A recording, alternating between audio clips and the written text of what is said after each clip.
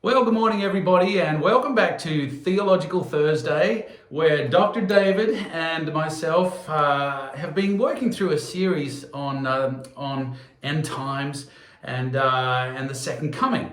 And so today we want to talk about the second coming, don't we, Dave? That would be good if we went specifically Yeah. into that.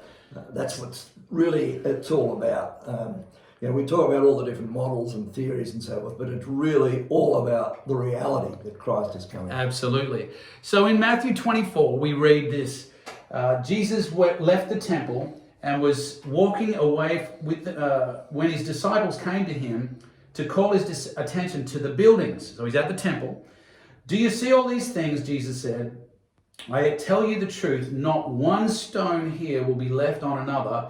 Everyone will be thrown down." So as Jesus was sitting on the Mount of Olives, the disciples came to him privately and asked, "Tell us, when will this happen? What will be the sign of your coming? And what will be the sign of the end of the age?" There's three different questions there. Often we mix these all up and try and answer them as one, but there's three distinct questions. Well, I think we've made it pretty clear, haven't we, Dave, that Jesus is referring to two separate events. One is the destruction of Jerusalem, which he refers to. Not one stone will be left upon another. And that's the end of the age. The end of which age? Well, the end of the age of sacrifice. That's right. So the end of the old covenant is what that's referring to. Yep. But there's another question right in the middle there. Yep, that's right. And he says, so they've asked, "Oh, when's the end of the age? When's the temple going to be destroyed? And what are the signs of that? And also, when are you coming again?" And most people, thanks to Darby, most people think that's all at the same time. Three very, very clear separate questions, and we can't mix up the answers from question 1, 2, or 3. They're Correct. all separate. Yeah, and so today we want to look at that middle question. What about the second coming? Like Pete and Dave, if you're saying that all that tribulation was referring to the destruction of Jerusalem and ongoing, well, what's left? What's in it for us? Like, if that was all referred to, we had to question that. Like, that was all for the Jewish people. Well, what about us? There's heaps there for us because Christ is coming, and that's the big thing. The how and the when can be debated, but the fact that Christ is coming. And for me, I believe that the return of Christ could occur literally at any moment. Any time. I absolutely believe that he could come before we finish recording. Well, but aren't there the promises again from Matthew where he says this gospel will be preached to all nations?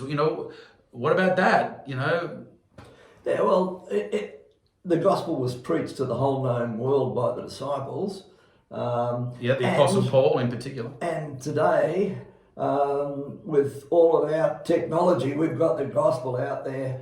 I think it'd be pretty hard to say that there was anybody on earth that didn't have access to the gospel. So when Isaiah says of the increase of his government there will be no end, that's actually literally true. Yeah.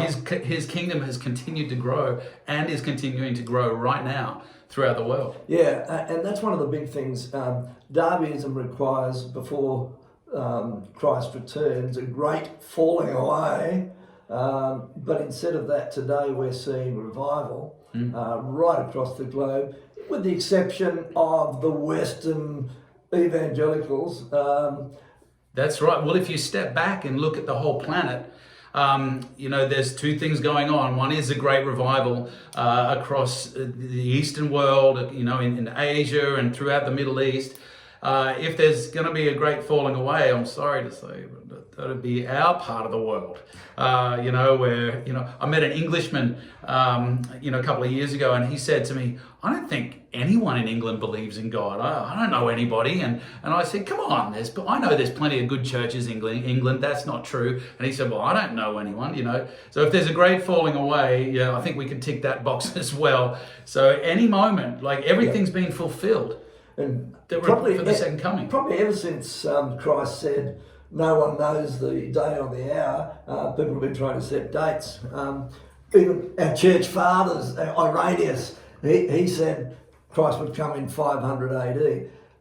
It's interesting, if you look back through church history, there's columns and columns of people that have set dates.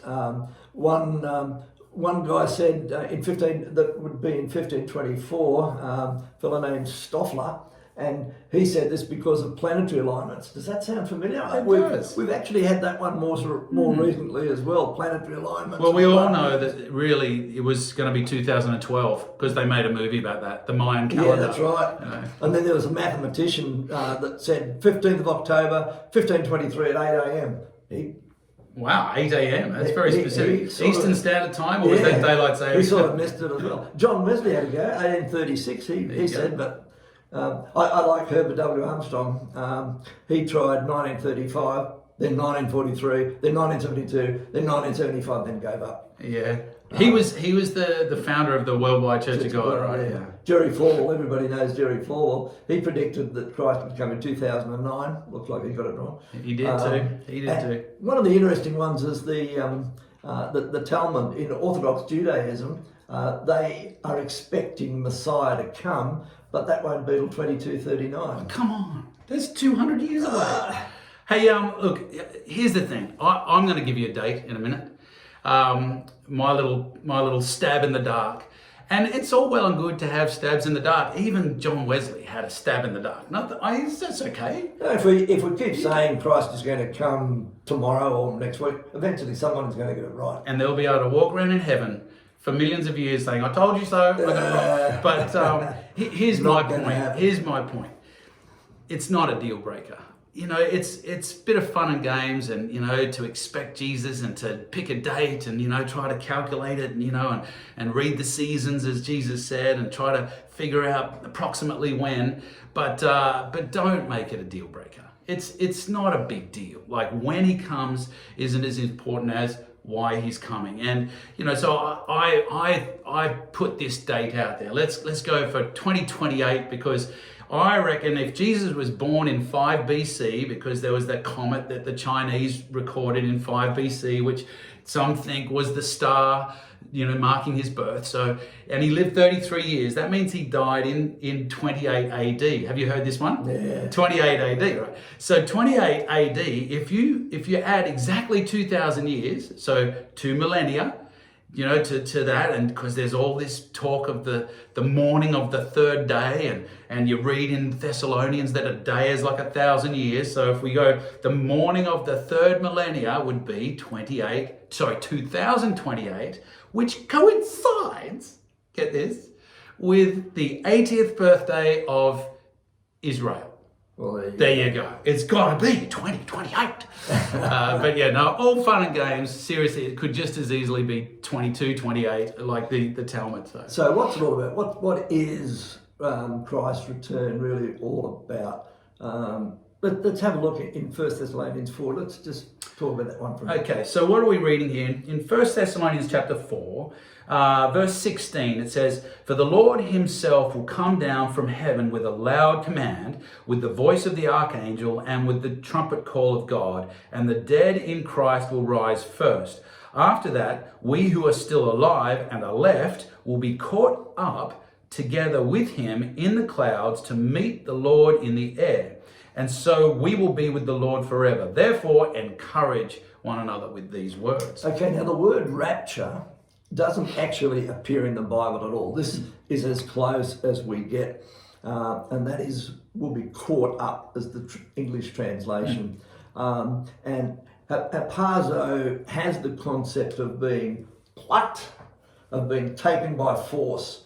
So where hapazo is that word the Greek, caught up? That's the Greek word. Okay. When it was translated into Latin, they used the word raptura, which is where we get our word rapture from. Interestingly, if you read an Italian Bible, the word that they use there for caught up is the same word as they use for kidnap. So that's... Do you know what the Italian word is? Rapire. Rapire. Rapire. And the French... You're welcome, Marcello and Elisa. And the French Bible, it uses a word that just says removed together. Yeah. So the concept is certainly something of a plucking up, of a taking away, of being caught up. So when Christ returns, the word there is saying that we will be caught up or plucked away or whatever to meet him. Yeah. And this is where a lot of people have a problem because they say to me, don't you believe in the rapture? Well, obviously I believe in the rapture because that's what it says. But what is the rapture about? If you go on a car trip, the car trip might be interesting, but the real purpose is not the journey. The purpose is the destination, the reason that you're going. So why is the church being caught up? This is what the second coming is really about. And we're caught up together to meet the Lord. That's the reason we're going. That's what it says there. Okay, so this concept of meeting the Lord is important. The Greek word apentansis means to encounter, to greet, or to meet. Now, there's a principle in Bible study, in theology, and that is one that's called hermeneutics. Yes. And essentially, we always have to study any biblical passage in context, any word we need to look at in context. The old saying was that any verse out of context is a pretext, and that's pretty right. So the word is important here, to meet the Lord, this word apentansis.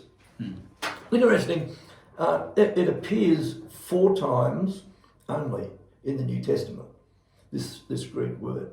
It occurs firstly in Matthew 25, in the parable that Jesus spoke. So in verses 1 and 6 of Matthew 25. How about we read that? Okay. In fact, can I read to put it in context? This is the parable of the 10 virgins. Yes. And so Jesus in Matthew 24 has been talking about the destruction of Jerusalem. Not one stone will be turned upon, it will be left upon another. And so that's the destruction of Jerusalem in 70 AD. And then he goes on to answer that other question they asked. Well, what about the second coming? And he tells this parable of the 10 virgins. It goes like this. At that time, the kingdom of heaven will be like 10 virgins who took their lamps and went out to meet the bridegroom. 5 of them were foolish, 5 were wise. The foolish ones took their lamps and did not take any oil with them. The wise, however, took oil in the jars along with their lamps, and the bridegroom was a long time in coming. Well, there's a clue. And they all became drowsy and fell asleep. At midnight, the cry rang out, "Here's the bridegroom, come out to meet him." Apentansis. So then all the virgins woke up, trimmed their lamps. The foolish one said to the wise, "Oh, can we have some of your oil? Our lamps are going out." "No," they replied, "there may not be enough for both us and you. Instead, go to church." No, he says, "Go to those who sell oil and buy some for yourselves." But while they were on their way to buy oil, the bridegroom arrived. The virgins who were ready went in with him to the wedding banquet, and the door was shut. Later, the others also came. Sir, they said, "open the door for us." He said, "I tell you the truth, I actually don't know you. Therefore keep watch, because you don't know the day or the hour." Yeah. Okay, so in this parable, Jesus used this word apentansis, this concept of going to meet. Now, one thing's really clear, those 10 did not go out, meet the bridegroom, and the bridegroom turned around and took them away for a period of time, however, 7 years, 3.5 years, whatever it was. The bride would have been a bit dirty on them, I think, if that had happened.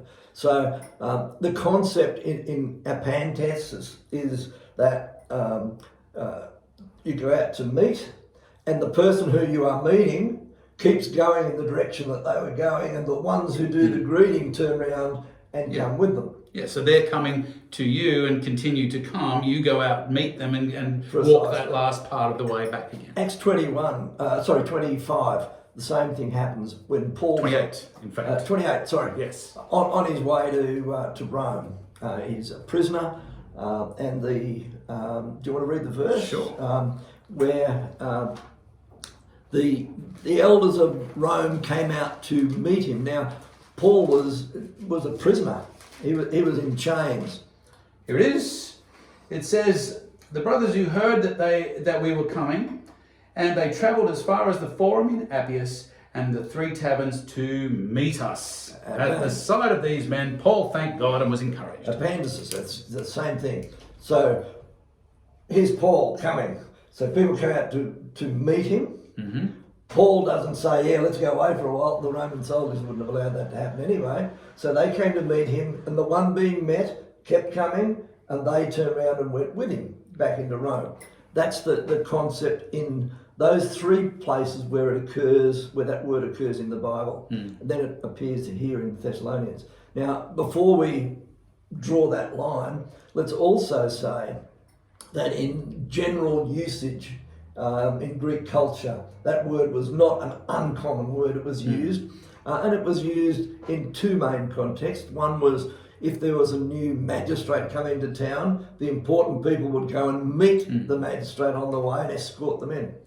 The other, which is the one I really like, is in Roman culture, when a general was victorious, he would come in Appian Way, and they gave him what was called his triumph.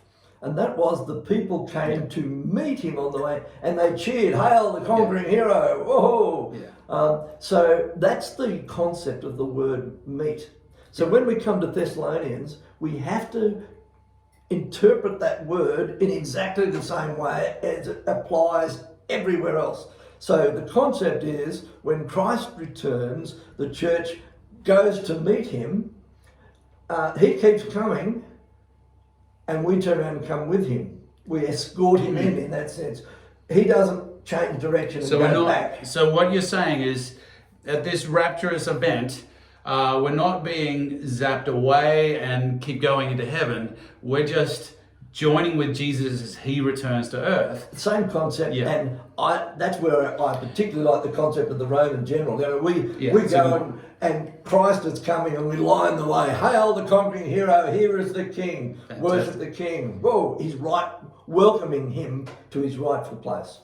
So there's a couple of verses in the Bible that says, like one of them is Revelation 1:17, but also Matthew refers to it when Jesus says, look, everyone's going to see this. You know, like everybody's going to be aware, everyone's going to see it. How is that possible?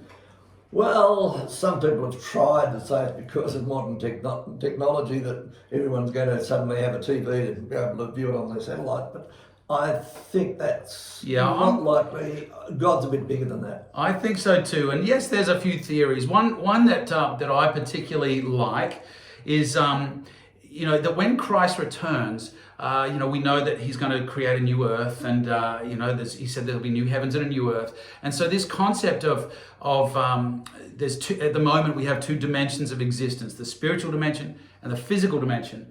And we see a hint of it when Jesus rose from the grave, and he was given this new transcendent body that was physical. It could eat. You could touch him.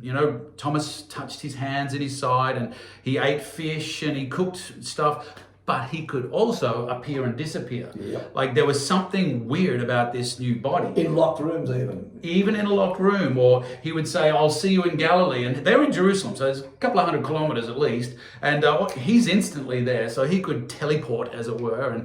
And then the guys had to do that. So there's this concept that in the new, after the second coming, there's this blend of physical and spiritual. That at the moment they're separated, but there will be a time when they won't be separated. So what does that look like? Of course, no one knows.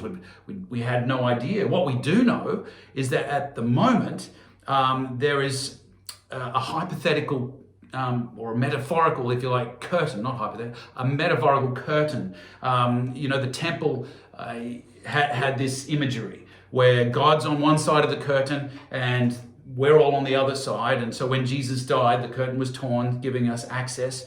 So if there's like a curtain, if you like, or a one-way mirror, I like to call it, because, let's say the angels, we know there are angels that we can't see, but they can see us. Well, it's interesting because we are sitting in this room and people at home sitting watching this, their room and this room and every other room and all the air outside is full of sounds and pictures and all sorts of things. All the sound waves. But we don't know they're there. We can't see them. And we can only have access to them when we have the right receiver, when we have a TV or a radio, whatever it might be. And I guess it's the same principle. There's a spiritual realm there and we don't see it because we don't have the right receptor. But I think when Christ returns, the curtain changes. Imagine that curtain being removed, and what you can't see now, let's say angels, right? You can't see them now, but all of a sudden you would be able to see them. What you wouldn't see is this wall behind me, or you wouldn't see the ground, you wouldn't see, it would appear like once that curtain's removed, oh, there's Jesus. Of course, he's not standing on solid ground because he's not in the physical dimension, he's in the spiritual dimension. So when the curtain is removed and the two sort of blend together, yes, everyone would be able to see it. People, because there is no horizon, as it were. Spiritually, we'd all be, I guess, together. Everyone would see, and we who are Christians are caught up to meet him. And those who aren't are not going to be there to greet him. They're going to be there in fear. Yeah. So I don't think that rapturous event is us defying gravity and suddenly floating off into. I think it's just that the appearance when the curtain is removed, that we are caught up with him into that spiritual dimension and physical, all blended together, and it's going to be awesome. So absolutely. Yeah, I have no idea what it'll look like. Kind of looking forward to it though. So when Christ comes, he's coming for a reason. Yeah. And so he's coming to judge. So he'll judge those, and basically the judgment will be very simple, and that is, what did you do with Jesus? Let's see if your name's in the book. If not there, you've left it too late. Yeah, which is the parable of the 10 virgins. Which is horrible. And so if anybody is watching this and has not yet made a commitment to Christ, not received the gift of salvation, it is vital that you do that. Yeah. Absolutely vital. Yeah. So he will judge the world on that basis. Yeah. But he's also coming to reward. He's coming to reward his people. So there will be a judgment for Christians. It'll be a different sort of judgment. Rather than a judgment to find if we're innocent or guilty, because we know we're now innocent because we have the righteousness of Christ. So the judgment will be whether we get first, second or third prize, I think. Basically. You sit up the back or sit up the front? And he's coming to recreate. He's coming to give us a new heaven and a new earth. So when Christ comes, that's what's going to happen. It's not going to be some long period of time. That is what's going to happen.